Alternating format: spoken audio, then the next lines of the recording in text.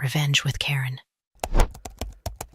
The CFO's laughter echoed through the glass walls like a crowbar through a windshield. One more week and we're done, folks. Let's not screw it up now. Champagne was already chilling in the executive fridge. Michelle, seated 6 desks away, quietly moved a flagged document into the secure review folder. Final phase. Last compliance pass. The digital heartbeat of a $480 million acquisition, steady, silent, and ticking because of her. He didn't look up. She never did. 5 years she'd been in that corner, same second-hand monitor, same ergonomic chair nobody adjusted since Bush was in office. She wore her silence like Kevlar. While the execs spun in their ego chairs arguing over which investor dinner had the better truffle risotto, Michelle rewired their risk matrix to pass overseas audit. While procurement fumbled a vendor contract, she rewrote it in 6 hours flat to meet disclosure laws in both jurisdictions. No spotlights, no trophies, just the slow, unglamorous mechanics of not screwing things up. The funny thing about being essential is no one really notices until the wheels fall off. Michelle had built the data room that housed every material disclosure for this deal, structured the attestation flow, aligned the sequence of signatures like a safe cracker setting tumblers. And at the bottom of that long, ugly tower of legalese sat one thing nobody else touched: the Keystone signature. Hers, cryptographically tied, time-locked, immutable. Most people didn't even know the red card existed. One of those badge smart cards with tamper-proof firmware. Assigned solely to Michelle through internal policy 38C, buried halfway through the compliance manual no one had opened in years. It was designed to fire the final bullet, her token, her passphrase, and her identity, all required to release escrow and authenticate the entire merger packet. "Michelle, you coming to the pre-close dinner?" Someone asked from over the cubicle wall, voice chipper with performative camaraderie. It was Jenna from HR, the same one who'd forgotten to include her in the last 2 raises. Michelle smiled without turning. "Got a few things to finish up." She always did. "Speaking of which, hey, if you've made it this far and you haven't tapped that little subscribe button yet, consider it your way of buying us a coffee or a revenge-flavored espresso. It keeps this circus running, and if you hit like, that tells the team we're doing something right." Now back to Michelle, the compliance ghost you'd overlook, right up until your $480 million starts melting. Her manager, Lance, was already checked out. Mid-40s, Rolex tan line, and the permanent expression of a man who hadn't read a policy doc since the Obama years. Been skipping risk committee calls for 2 weeks now, barking just make sure the numbers add up. Over Teams before muting himself to shop for golf clubs. He didn't understand keystones, attestations, or digital seals. He understood performance bonuses. And Michelle? She wasn't part of his calculation. "You staying late again?" asked Chris from finance. "The place is about to pop champagne." Michelle shrugged. "Can't celebrate what's not signed." What she didn't say was this: one misplaced compliance signature, and the deal's legal foundation would fold faster than a lawn chair at a hurricane party. What she also didn't say: she was tired. Tired of being overlooked, used, and occasionally thrown under the bus when something technical went wrong. But she wasn't bitter. Yet. She remembered building that Keystone protocol after the Singapore audit nearly cost them the Shell subsidiary. She remembered how legal had argued about redundancy. Just let any VP sign off in emergencies, but she'd stood firm. No redundancy on the Keystone. One signer, one chain of custody, or we're exposed, they agreed, quietly. In writing, and promptly forgot it existed.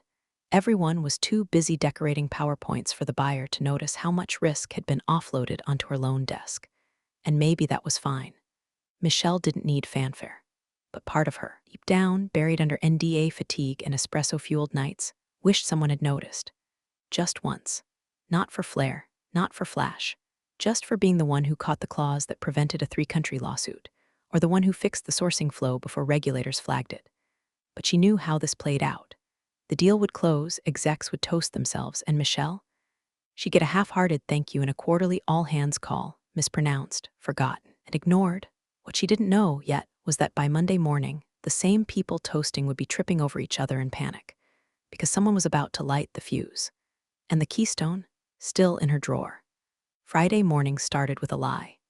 Michelle had just finished updating the signature chain's spreadsheet when Jenna from HR waddled over, flanked by a security guy built like a vending machine. "Hi, Michelle," Jenna chirped, voice honeyed and trembling like a church mom about to ruin someone's life. "Can we have a quick chat in the small conference room?" Michelle blinked once, twice. That voice, the tight smile, the clipboard clutched like a crucifix, triggered something primal. She saved her work without answering and stood, heart already halfway out the fire escape. Inside Conference B, the blinds were shut. The room smelled like someone tried to cover up microwaved salmon with Glade spray. Michelle sat. Jenna closed the door with the solemnity of a priest zipping up a body bag. "We've completed a review," Jenna began, sliding a manila folder across the table like it was a murder weapon. "It appears you've violated our employee code of conduct. Section 12.4, the Moonlighting clause." Michelle didn't speak. She didn't need to. She just stared at the folder, waiting for the punchline. Jenna opened it. Inside, 3 screenshots of Michelle's Etsy shop. Digital planners, cute fonts, calendars, a passion project updated twice a month if she had time between fixing global compliance blind spots and reminding legal not to CC the wrong stakeholders. Jenna's voice dropped as if her own conscience had started screaming from a locked basement. Selling digital products, even if not competitive, without disclosure is grounds for termination. Michelle blinked again. "That's what this is?" Jenna stiffened. "Clear violation. You failed to register the business with HR, and that puts us at risk." Risk. The word landed like a joke made at a funeral. Michelle, whose entire job revolved around mitigating billion-dollar exposures, was being canned over a $3.99 productivity PDF with a cat on the cover. "No warning. No conversation," Michelle said quietly. "Not a question. Just the facts." Jenna coughed. Given the timing of the acquisition, leadership decided immediate action was best. Michelle leaned back. Through the glass, she saw her manager, Lance, watching from the hallway. Arms crossed, smug grin plastered across his spray-tanned face like a kid watching ants fry under a magnifying glass. Then came the sentence. The one that would repeat in Michelle's head for weeks, months. "You have 10 minutes to box your desk," Jenna said, rising. "Moonlighters don't get bonuses." And just like that, it was done. Security escorted her back to her desk. No exit interview, no chance to speak. The office had already been warned, it seemed. Eyes avoided her. Whispers stirred behind ergonomic monitors. Someone snapped her nameplate off before she even got back to her chair. Michelle opened her bottom drawer, pulled out a single banker's box, and started loading her things with robotic efficiency. No tears, no rage, just clinical silence. Paused briefly over a sticky note from an old project manager. "Couldn't have done this without you, Em, seriously." She folded it and placed it on top of her charger cord. Then came the last item, the red card, still in its case, still pristine. She held it for a moment, ran her thumb across the embossed serial code. The weight of it, not just the plastic, but the significance, pressed into her palm like a choice. Across the floor, Lance chuckled at something on his, probably texting his golf buddies about how he'd cleaned house before the buyer landed. Michelle didn't look at him, didn't say a word. Instead, she walked past legal, past the shared printer station, past the sad little kitchenette that always smelled like burnt Keurig and someone's tuna salad. She reached the locked document archive, opened the final binder, the one meant for Monday's signing, and slid the red card inside, right between the audit summary and the attestation queue. No one noticed. Not yet, but they would. She closed the binder, turned on her heel, and left the building without saying goodbye. She didn't scream, didn't threaten lawsuits, didn't send a long, bitter email to all staff with bullet points about Lance's incompetence or HR's hypocrisy. She just left. And somewhere, beneath the white noise of office politics and cheap backstabbing, something ancient started humming. Systems she built didn't care about politics. They just needed a signature, hers. The box was heavier than it looked, mostly from the silence packed between old notebooks, USB sticks, and 5 years of loyalty turned into office detritus. Michelle walked out the side door of the building because it felt less theatrical. She didn't want a scene. She wanted an ending. A clean one, if possible. She made it halfway to the parking lot before she stopped. Breath clouded the glass of her old Civic as she stood there holding the banker's box. She opened the back door and gently placed it on the seat. Then she reached into her coat pocket and pulled out her badge. Not the standard one, the red one. The Keystone. It was smaller than a credit card and maybe twice as dangerous. Most people didn't know this thing existed, let alone what it did. It wasn't meant to be seen. It was part of a closed cryptographic loop, identity, a station escrow trigger. the final step in a complex ballet of compliance choreography. Michelle had engineered it herself, years ago, when legal panicked over dual jurisdiction regulations and a client demanded irrefutable human verification. Michelle had delivered a protocol so airtight it made the CFO weep.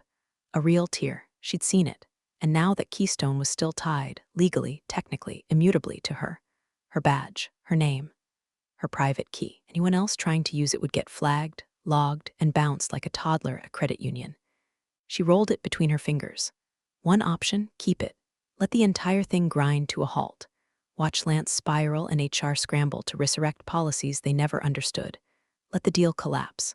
Let them taste the ash of their own arrogance. The other, return it. Let the machine chew forward without her, like she never mattered. But there was a third option, and she'd built for herself quietly, when she realized how easily good work was buried under bad egos. Not revenge, not sabotage, just clarity. She walked back into the building. No one noticed her return. It was Friday, and most of the floor was half drunk on the idea of early dismissal. The front desk was empty. The badge reader still recognized her. No termination ticket had been processed yet in the system, sloppy work from HR, as usual. She moved like a ghost. Legal suite was dim, blinds drawn for privacy, even though the only thing happening inside was two interns watching March Madness highlights. Michelle didn't stop. She headed straight for the secure binder shelf, pulled out the final signing packet, the one labeled Closeout Binder A1, Merge Co-Acquisition. She opened it to the last section, Final Escrow Trigger plus Audit Attestations. Her signature block stared back at her like a loaded gun. She took the red badge and slid it into the keyed authentication slot embedded in the back cover of the binder. The light on the badge blinked once, green. Her credentials locked in, time-stamped, authenticated, but incomplete. A signature was still needed, her signature. That final input, as per Clause 14b, had to come live from her while she was still employed, which, as of 10 minutes ago, she wasn't. No workarounds, no overrides. Made damn sure of that when she designed the system. She closed the binder without signing, left the red badge inside, cradled like a grenade with the pin halfway pulled. Then she took out a pen, not the cheap company ones that always died mid-sentence, but her own metal-click pentel, and scribbled a note on the sticky pad meant for legal memos. Your Keystone's present, but not active. Good luck Monday. She placed it on the binder's cover and walked out. No one stopped her. The elevator, someone got in on the third floor and nodded. Hey, Michelle, they said, distracted, scrolling their phone. She nodded back. The doors closed. Floor by floor, the machine hummed. On the ground floor, she stepped into the lobby and walked past the framed photos of grinning executives. The new HR poster was already up. Integrity matters. Report violations anonymously. Michelle didn't laugh. She didn't need to. The system would do it for her come Monday. Out in the parking lot, the sun had dipped behind a concrete skyline. She didn't look back. This wasn't revenge. This was math. This was process. This was gravity. And they were about to feel all three. The glass doors swung open at 2:03 p.m. sharp. The buyer's team had arrived, all tailored suits and polished smiles, wheeling in 2 silver carts stacked with Veuve Cliquot and branded merch like they were hosting the office version of the Oscars. Photographer trailed behind them, snapping candids of legacy moments and pretending to not hate his life. Lance was already in the lobby, practically vibrating with self-importance. He stuck out his hand to greet the buyer's lead, a man named Richard, call me Rick Marston, Harvard ring, bone-white teeth, and the kind of handshake that screamed midlife crisis wrapped in a Rolex. Behind Rick stood a compact woman with a steel tablet and zero time for small talk. Chapatel, she said crisply, General Counsel. Let's move. The champagne flutes were passed out, the conference room was prepped, and a company intern was dispatched to bring in the branded cupcakes from the breakroom freezer. Someone even plugged in one of those tiny Bluetooth speakers to play Here Comes the Sun like it was a royal wedding. Legal lined up the binders like sacred scrolls. All that was left was signatures, 28 of them to be exact, each meticulously placed, cross-referenced, color-coded, and labeled with post-its so bright they could land planes. Everything was perfect, until it wasn't. Halfway through binder A1, right after the overseas disclosures and just before the escrow verification pages, Asha froze. Her finger hovered above the page. Where's the Keystone? She asked. Lance was mid-toast. What's that? He asked, blinking. Asha glanced sideways at her tablet. Final cryptographic validation. Red badge signer. It had been handled before escrow triggers. Legal Associate #3 Jonah, sweating through his shirt, quickly flipped the binder to the last section. The place Michelle had touched just hours ago. And there it was, the card, still seated, still blinking green, still unclaimed. Here it is, Jonah offered, relief cracking his voice. Asha stared. No, it's present. But it's not signed. This card requires biometric unlock plus live signature authentication. Lance raised an eyebrow, smiling. Can't someone from legal just use it? No, Asha said, more to the room than to him. Clause 14b. Now the name had weight. Everyone shifted. The photographer lowered his camera. Jonah flipped through the clause packet, panic in his pupils. It says here the Keystone signer must be an active, salaried employee at the time of signature. No exceptions, no proxies, no delegation authority. Silence. Asha looked up. Where's Michelle Carter? Jenna from HR coughed. She's been offboarded. When? Earlier today, Jenna said, visibly shrinking. Asha blinked once. You fired your Keystone signer the day of signature. She violated the Moonlighting clause, Jenna added, though it sounded more like a question than a fact. Rick, call me Rick. Marston leaned back in his chair, the smile on his face peeling slowly like paint in a fire. So the escrow can't release? No, Asha said flatly. Not unless Michelle signs live, which she can't, because someone flushed your protocol designer down the HR toilet. Lance stammered. Can't we override it? She already authenticated the card. She authenticated presence. Asha interrupted. Not execution. That's the failsafe. You know, so a disgruntled VP doesn't sign off after someone's walked. In the hallway, you could hear the HVAC click on, that quiet hum of building infrastructure trying to mask the sound of imminent collapse. Rick looked at his watch. Wire was scheduled for 4:00 p.m. The escrow triggers at 4:15. You've got a 2-hour window to fix this or the transfer is voided. And if it's voided, he didn't finish the sentence. He didn't have to. Asha closed the binder like she was sealing a coffin. Either Michelle signs it live or your whole compliance flow is invalid. Lance looked at Jenna. Jenna looked at legal. Legal looked like they wanted to tunnel into the drywall. And the card just kept blinking. Green, patient, waiting, mocking. Somewhere outside, Michelle was probably watering her plants or watching a true crime doc, completely silent while the machine she'd built began to choke on its own arrogance. The dread started in Lance's stomach, a slow, sour coil of something he couldn't delegate, couldn't gaslight, couldn't PowerPoint away. Because no one could fake Michelle. And Monday was coming. The champagne started sweating before anyone in the room did. Then the air turned cold. The buyer's legal team stopped the signing process completely. Laptops snapped shut. Binders closed with the kind of finality that felt more like a guillotine than a pause button. Asha folded her arms and looked directly at the head of legal like she was evaluating a witness about to perjure themselves. Who authorized the removal of the Keystone signer? She asked. Legal turned to HR, who had been doing their best to blend into the ergonomic furniture. Jenna blinked like a deer in front of an oncoming class action lawsuit. Michelle was in violation of Section 12.4, Jenna said. Moonlighting policy. She had an Etsy shop. Asha's nostrils flared slightly. An Etsy shop, she repeated flatly. Legal's internal lead, Morris, leaned forward. Was this shop related to our sector or competing IP? Jenna hesitated. No, it was, digital planners. Calendar PDFs. Was she warned? No, Jenna admitted. It was a zero-tolerance clause. She was terminated on discovery. Asha turned to the buyer's technical compliance officer, who was already pulling up archived VPN logs and access reports on a tablet. Did she log into Etsy from company property? Nope, he said, scrolling fast. No logins on corporate networks. No access from her company laptop. No security triggers tied to Etsy domains. Closest thing was a flagged VPN ping, but even that looks like a false positive. It matches her personal device's MAC address outside work hours. So, Asha said slowly, you fired the architect of your escrow validation system based on a flagged Etsy link from a personal device. During off hours, with no actual policy breach, the day she was required to finalize a $480 million transaction. Jenna's face went white. Legal's face went red. Rick, call me Rick stood up and paced toward the windows. Do you people understand what's at stake here?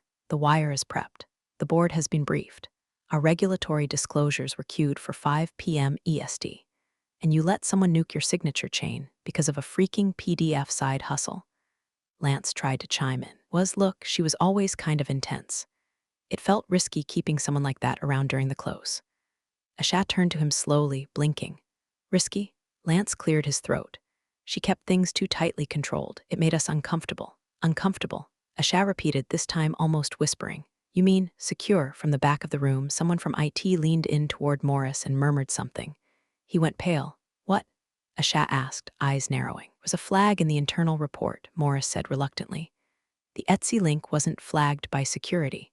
It was manually submitted through the anonymous policy portal. But the metadata wasn't stripped. The ticket was submitted from Lance's IP. Silence fell like a blackout curtain. Rick turned. You filed the complaint, Lance sputtered. I was doing due diligence. We're all supposed to flag possible compliance risks. You filed the complaint, Rick repeated. Your own team member. The one person this entire deal hinges on. Asha looked at Morris again. Can we legally proceed without her? No, Clause 14b is binding. It's the only pathway for final validation. She wrote it that way, so where is she? Rick asked. Jenna opened her mouth, then closed it again. She didn't say. Asha leaned back, scanning the room like a chess master studying a board made of cowards and fools. Well, until Michelle returns, willingly signs the validation, this acquisition is suspended. The escrow cannot release. Our lawyers are drafting an internal event disclosure now. If this collapses, your company will be listed as the reason. Rick added, and trust me, the press won't call it an Etsy scandal. They'll call it operational negligence. The projector screen still displayed the signature page. Michelle's name glared from the screen, crisp and undeniable. Below it, a blinking cursor. Waiting. Stuck in time. Back at her desk, someone had found the post-it note she'd left on the binder. It made the rounds quietly, like contraband. Your Keystone's present, but not active. Good luck Monday. Words started to spread, whispers in the hallway, glances at Lance's office. Did you hear? She had that thing locked up like Fort Knox. They say she built the whole flow. Clause 14b, that was hers. She didn't even take her coffee mug. By 3:15, internal Slack channels had gone silent. Someone tried tagging Michelle. User not found. The systems she'd built were holding. They weren't failing. They were doing exactly what she told them to do, protect the company from itself. And now, they were doing it perfectly. By 3:42 p.m., the deal room had turned into a war bunker. The buyer's team stopped drinking. The branded cupcakes were still frozen in the break room freezer. The once chipper conference room now smelled like sour sweat and expensive disappointment. Laptops lined the table, all open to different pages of the same thing, the merger agreement. Specifically, Clause 14b. It wasn't flashy. No bold fonts or legal fireworks.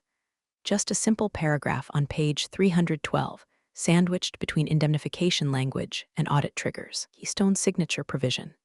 The final escrow validation must be executed by the original architect of the attestation flow, designated in Schedule IA as Keystone signer.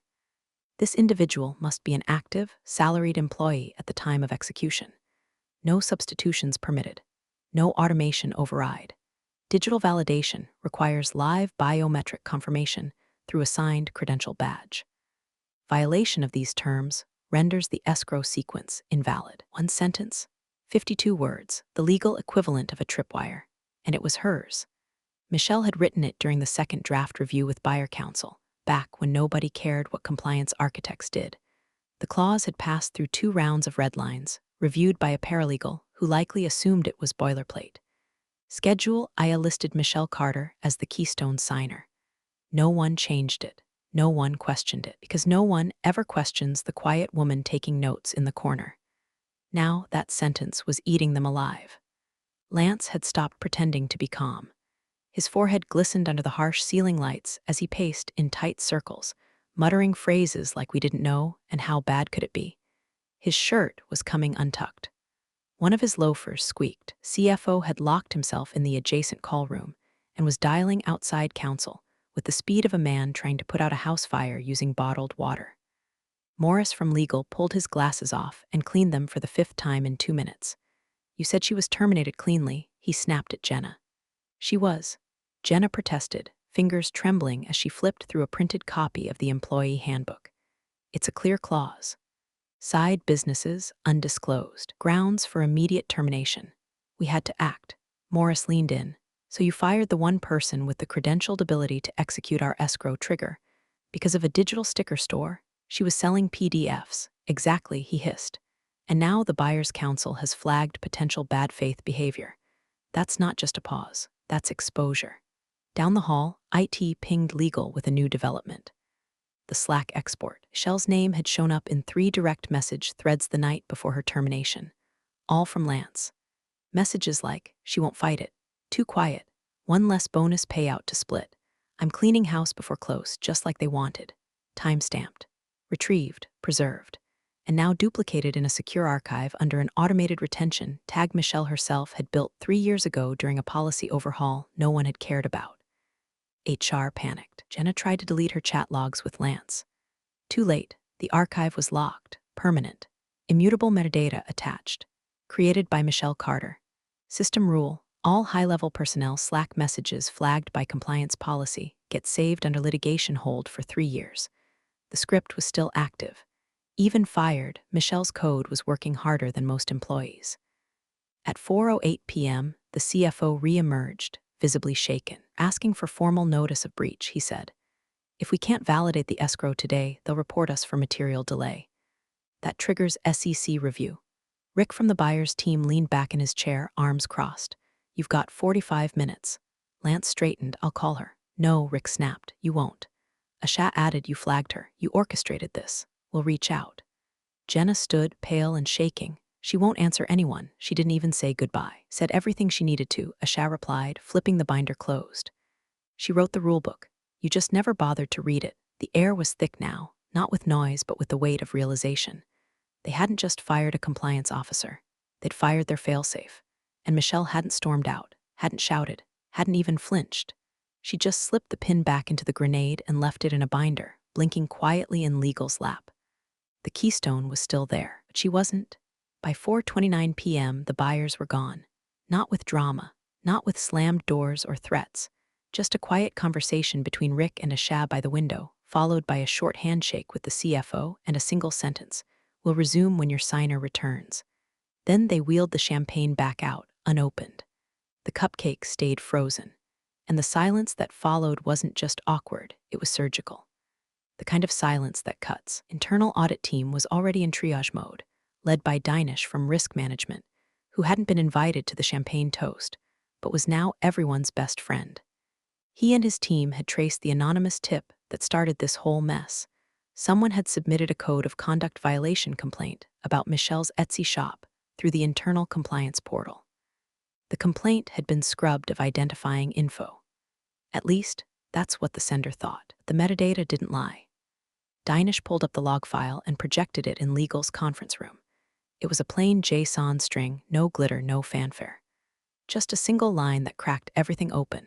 Origin IP, 10.21.44.3 device ID, CCE7F9 Lansum GR submission timestamp, 0742, 13 Lance's work laptop. His office IP, his user profile. Room held its breath. Jenna blinked hard. There must be a mistake. There's no mistake, Dinesh said. The compliance portal logs everything, even when it's supposed to be anonymous. Michelle helped build it. That's why it's airtight. Across the table, legal senior counsel Morris closed his binder and stared straight at Lance. Did you flag your own team member for side work so she'd be fired? Lance scoffed. I was following policy. You all said moonlighting was a risk. No one said fire the woman holding the Keystone, Morris snapped. Especially not the one with the clause that makes this whole deal legally viable. Dinesh pulled up a second file, a compensation policy PDF from last fiscal year. Highlighted in yellow was a specific clause. In the event of personnel reassignment or termination within 30 days of acquisition close, allocated signing bonuses may be redistributed among remaining senior team members at the discretion of the department lead. Legal cross-referenced the timestamp of Michelle's termination with the bonus pool spreadsheet, and there it was. Line 14, reallocation candidate L. Weather's projected increase, $112,000. Morris leaned back in his chair. You fired her for a 6-figure bonus. Lance tried to laugh, but it came out like a cough. Twisting this, she was difficult, paranoid. She didn't collaborate. A voice cut in from the doorway. It was Chris from finance. Quiet guy. The kind who never said anything unless it was about spreadsheets or vendor tax codes. Now he stepped into the room, holding a folder. Michelle built the attestation waterfall from scratch. She reverse-engineered 2 overlapping systems just to satisfy a conflict check from the EU side. She caught a reporting bug in our vendor tracking system 3 weeks ago that would have stalled this whole deal for a month. Chris opened the folder. Inside was a printed email. Michelle had forwarded it to legal on March 12th. Subject: Keystone's signature execution, just confirming the clause is locked and the signer protocol is unalterable. Please ensure no changes are made without documented internal review. It had a read receipt from legal. Orris' initials were there. She knew. She had locked the gate herself, and she had warned them. Back in the conference room, the red card still sat in its protective shell, authenticated, time-locked, staring back like a tiny, silent judge. Jenna swallowed hard. Can't we force reset it? Reassign the credential? Morris shook his head. No, it's tied to her biometrics. You override that, you break compliance. Buyer walks. We get sued for breach. If she refuses to come back. Someone muttered. Asha, still seated, didn't even look up from her phone. Then the acquisition dies, and your firm dies with it. A pin dropped somewhere. Maybe a thought. Maybe what was left of Lance's credibility. The red card blinked. Still green. Still waiting. At 4:43, Rick's assistant sent an email to the board. Subject: Acquisition close delayed signature protocol issue per clause 14b. Escrow validation is blocked pending signer verification. Awaiting resolution. Across the company, word leaked. Not through press releases or memos, through the old ways.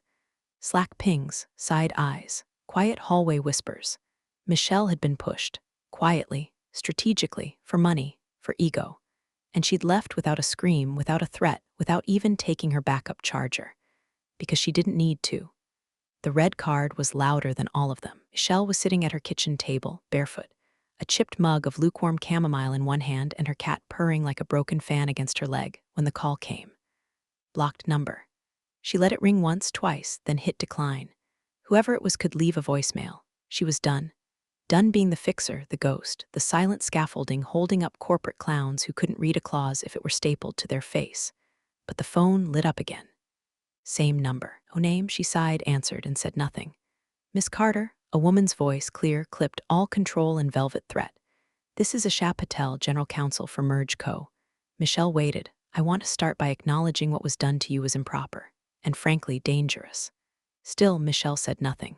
Just leaned back, sipped her tea, and let the silence stretch like a warning. Asha filled it. We've reviewed your work, your protocol. Clause 14b. Attestation flows. The compliance architecture. You didn't just design the signature process, you designed the entire spine of the acquisition. Without you, this deal doesn't close. Michelle finally spoke. Then I guess it's not closing. Unless you come back, Asha said plainly. Michelle chuckled once, dry, unamused. You want me to rejoin the same team that flagged me for selling cat-themed productivity PDFs? No, Asha said, and Michelle could hear the shift in tone. Lower. Serious? We want you to join our team. As lead compliance officer overseeing the merger from our side. Board-level access. Direct reporting to me and the buyer's executive panel. Michelle blinked. Asha continued, the previous leadership on your side, Lance Weathers, Jenna Toland, are being removed, effective immediately. The buyers have stipulated that their continued presence would jeopardize the deal. And the escrow, still frozen. Still awaiting your signature. Badge is authenticated but inactive. No one else can move the process forward. Michelle swirled the tea in her mug, watching the dregs spiral like a drain. Why me? Because you didn't just design a protocol, Asha said. You built a firewall against corruption. And they walked right into it. And what else? Michelle asked. I assume you're not calling to offer me a plaque. A pause, equity, 6-figure signing bonus, and a contract with a golden parachute clause. One buries your name again. You become the point person for post-merger compliance. You answer to no one but me and the board. Michelle let that sink in. No politics, no Lance. No HR gremlins quoting out-of-context policy. Just the clean, surgical silence of power. Put it in writing, she said finally. And before I sign anything, I want confirmation Lance is out. Jenna too, I want it in writing. Signed, not a handshake. Already done, Asha replied. Jenna was asked to resign. Lance has been suspended pending investigation and clawback of his projected bonus. You'll receive digital copies of both HR statements within the hour. Michelle stood up, walked to the window. Outside, the street buzzed like it always did, impatient, uncaring. But inside, something shifted. For the first time in years, she didn't feel expendable or invisible. She felt chosen. The cat meowed like it was bored with the drama. Michelle scratched its head absently. "Fine," she said. "Send me the damn paperwork. You'll have it in 10 minutes." The call ended, no fanfare, just a deadline and a full-circle return. Michelle set her mug down and walked to the back room. Opened the fireproof box where she kept her secondary authentication kit. Fingerprint scanner, badge backup, secure tablet. All the things she was never paid to carry, but had anyway. Just in case. Just in case they underestimated her. Again, she powered up the tablet. The screen glowed. Escrow validation pending, signer, Michelle Carter, status. Awaiting live biometric input, a single blinking cursor, patient and precise like the eye of a gun. She didn't press it yet. First, she opened her inbox and waited for the 2 files confirming the purges. They arrived in under 6 minutes. Subject, Leadership Transition Confirmation Attachments. HR Term Weathers PDF. HR Term Tolan PDF. She opened both. Read every line, smiled once, barely. Then finally she clicked the signature field. The badge blinked once. Green, verified, active.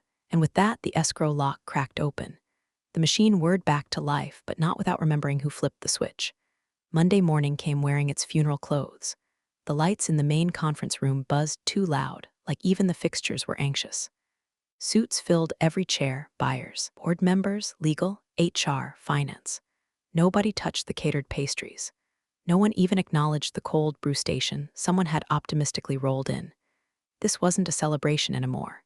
This was a reckoning. At 9:01 a.m. sharp, Morris from legal stood at the front with a clicker in hand and a grimace stitched into his face. Behind him, a 72-inch screen lit up with a presentation no one wanted to be part of. Slide 1, Acquisition Timeline Delayed. Slide 2, Escrow Protocol Inactive. Slide 3, Clause 14b, Keystone Signature Enforcement. Slide 4, Personnel Actions Under Investigation. Slide 5, Credential Authenticated, Signer Unavailable, and finally, Slide 6, Visual Aid, Red Keystone Badge. The room stared at it. A photo of the card.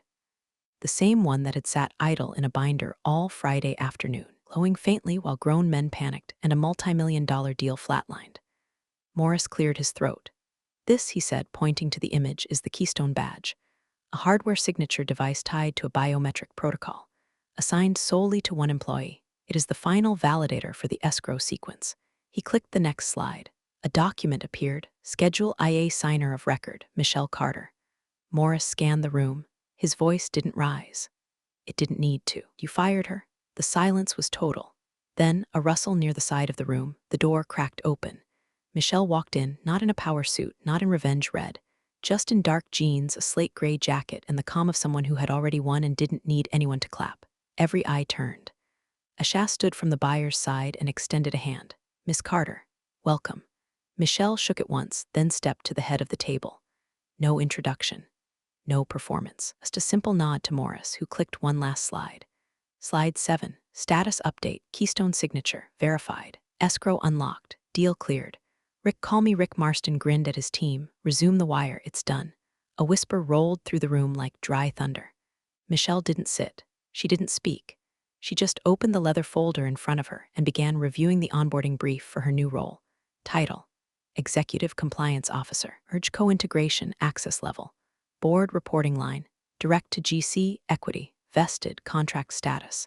Active at the far end of the table, Lance looked like a man being gently escorted out of his own dream. The head of security approached him with a folder in one hand and a badge collector in the other. "Mr. Weathers," the man said quietly, "you're being relieved. Please gather your personal items." Lance sputtered. "This is a mistake. I've been with this company for 15 years. You're no longer with it now," Asha said, without looking up from her tablet. The door clicked shut behind him 30 seconds later. Michelle didn't flinch, didn't smile, didn't even breathe differently. She had nothing to prove. The system she built had proven it for her. The meeting continued. Quiet. Focused. No one interrupted her as she flipped through contracts, flagged paragraphs, annotated protocols. Same woman they deemed too intense, not a team player, difficult, now wielded the authority they could no longer fake. The badge had made her essential, but her silence had made her irreplaceable. Across the room, Jenna's seat was conspicuously empty. Her resignation had processed at 7:02 a.m. Nobody mentioned her. Michelle signed the final board integration log at 9:44 a.m. stamped it, closed the binder, then turned to Morris. "Let's get to work," she said, and that was all. Big thanks, you legends of the old office days. Subscribe to keep the switch-flicking chaos alive. Your ex-boss is shaking in their loafers.